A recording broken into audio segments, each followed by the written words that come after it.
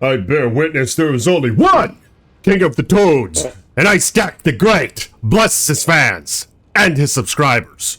Welcome to the Diablo Research Institution. I'm your host, Professor Isaac.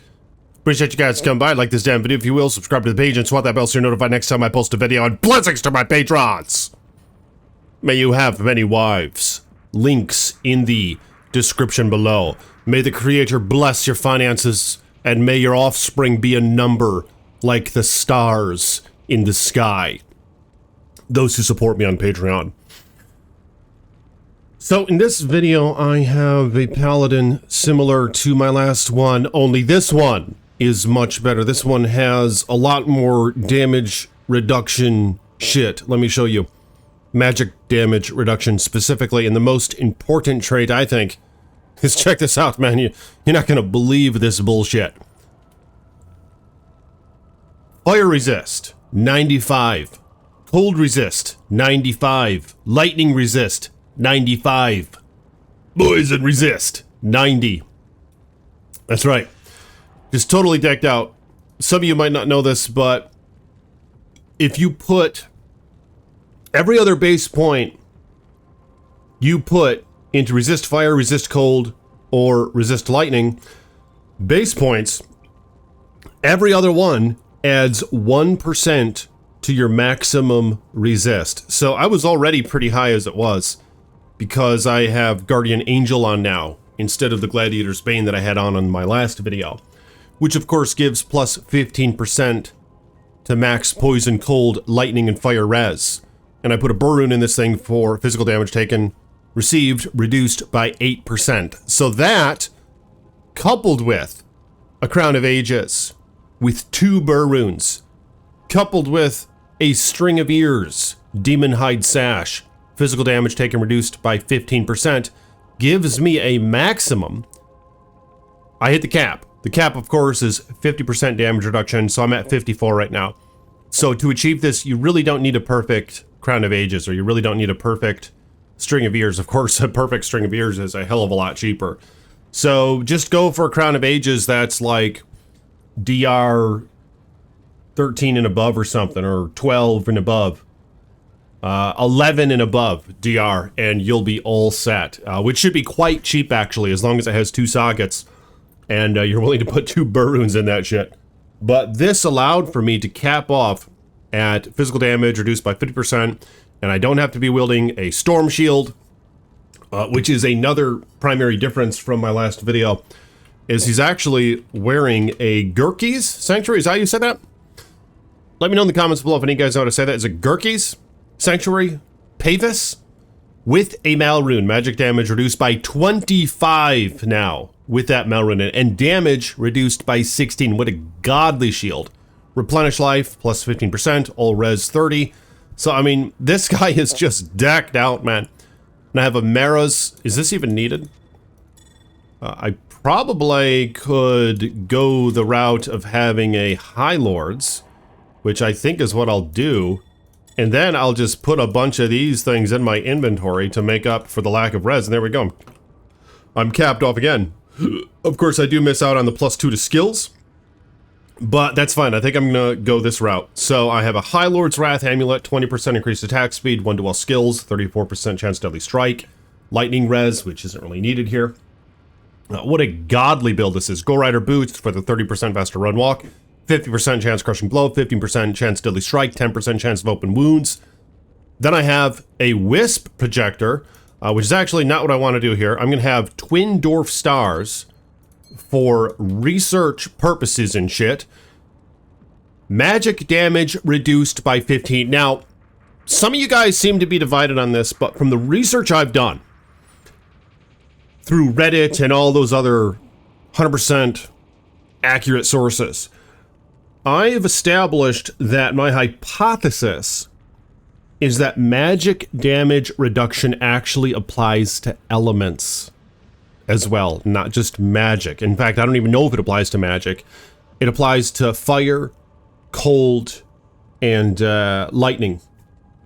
And they say that it works before your resists kick in, So it reduces the damage by, say you get shot by lightning that is 100 damage. If you have magic damage reduced by 50, it'll only be 50 damage coming in. And then your resist will affect it, and this, that, and the third, and of course you're going to take a hell of a lot less damage in theory.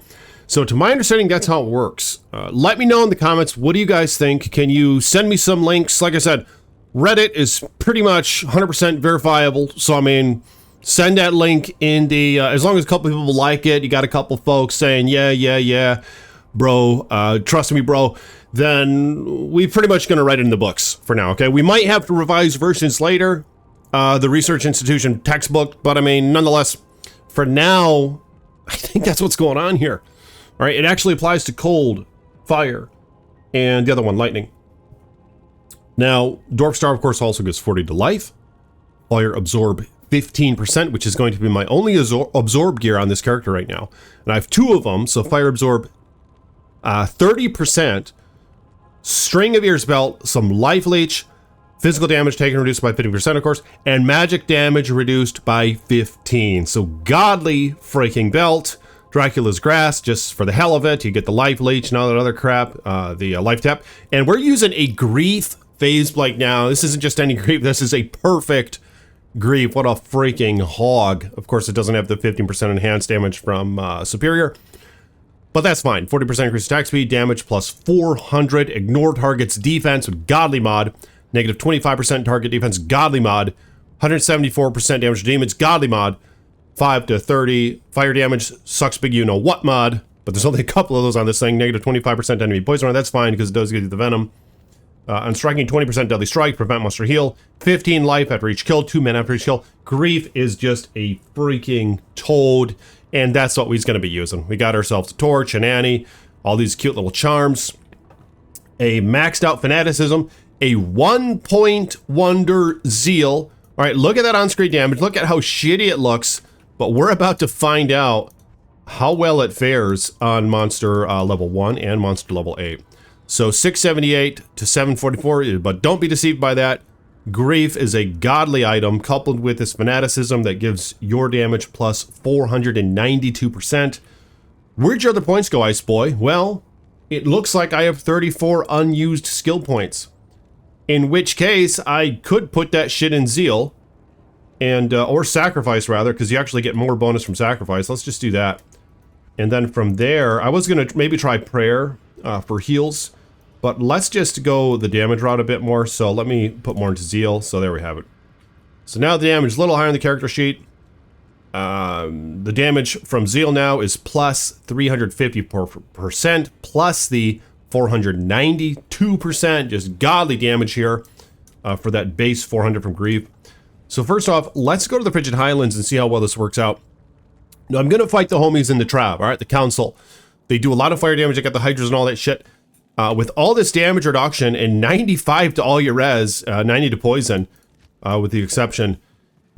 How is this going to fare? Oh my god, I've never seen this high of a magic damage reduction on the character. Magic damage reduced by 70. All right, and then damage reduced by 16. And physical damage taken...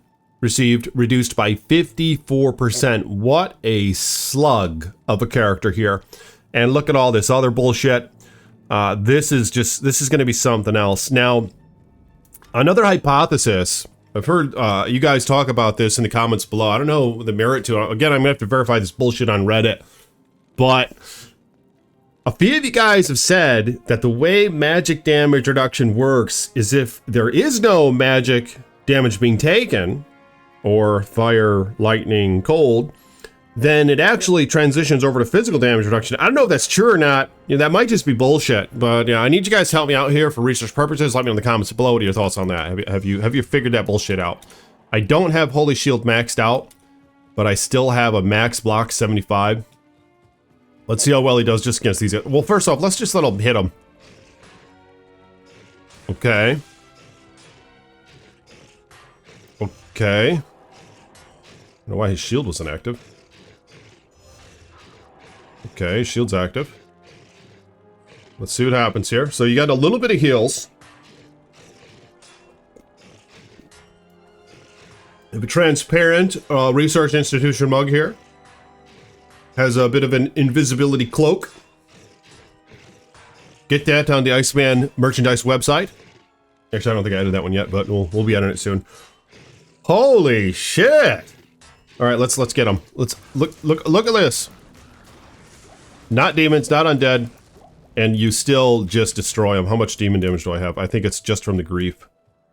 So 174% damage to demons. This guy is just going to destroy the Trav. So let's go there. He's going to block a lot. Yep. Alright, let's go get Fatso. And I can teleport. I have a Poor Man's Enigma on Switch. Nadja's Puzzler Staff.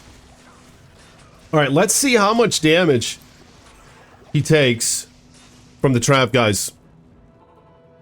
What I would like to do is put on a Wisp projector ring with a 20% lightning absorb, and then a Ravenfrost ring for the 20% cold absorb, and just see how all that fares. Come to think of it, shit, I don't have Cannot Be Frozen on this guy, do I? But that's fine. Very high cold res. I don't know how often he freezes anyway. Oh my god. Oh my god. Are we jotting this down? Is anyone jotting this down for the research institution? One of my wives? Hello?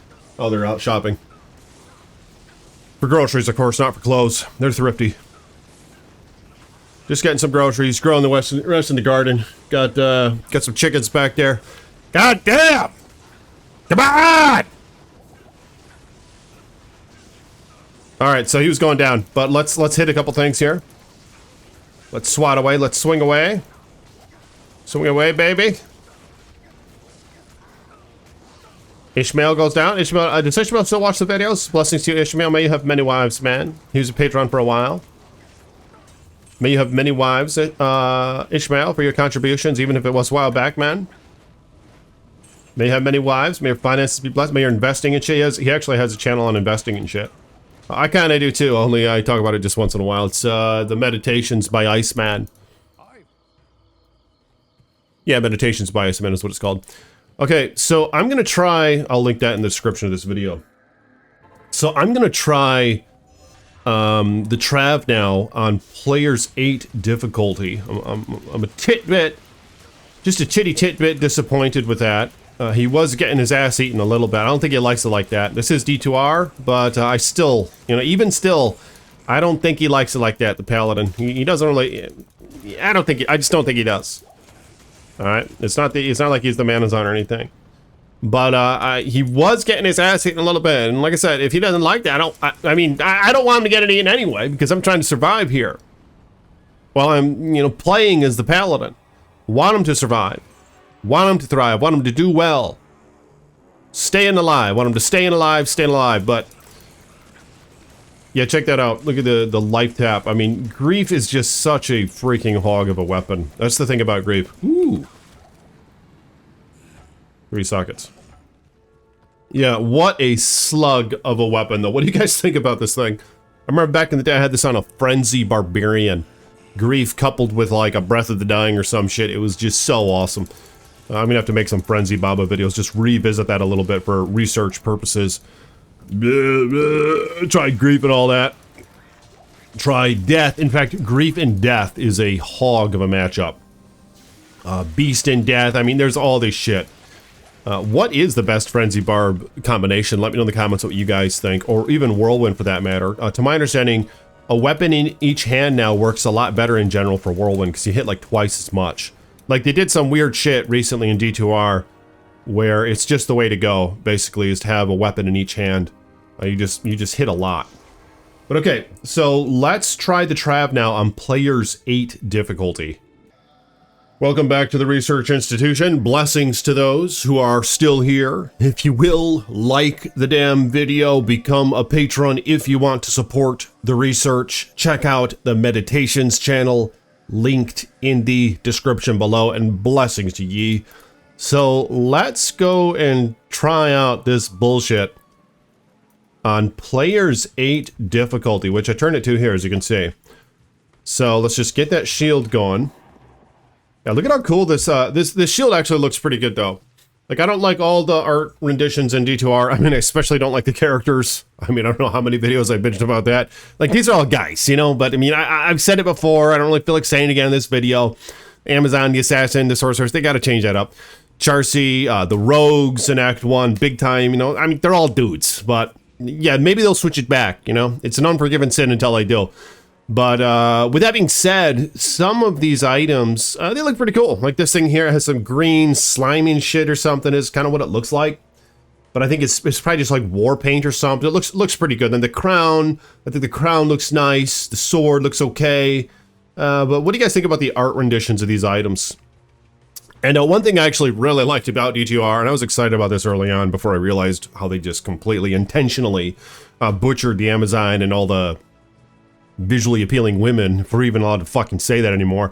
But before they did that, I looked at this and I was like, wow, this is like the Diablo 2 that I always wanted. I always wanted to be able to put on like a certain item and for it to look the way it does in the inventory, because that wasn't always the case. You know, you just put on like Greek Sanctuary and it wouldn't look, it just looked like any other tower shield, maybe just be a slightly different tint in coloration, but now it actually has the green shit on it when you have your Holy Shield active.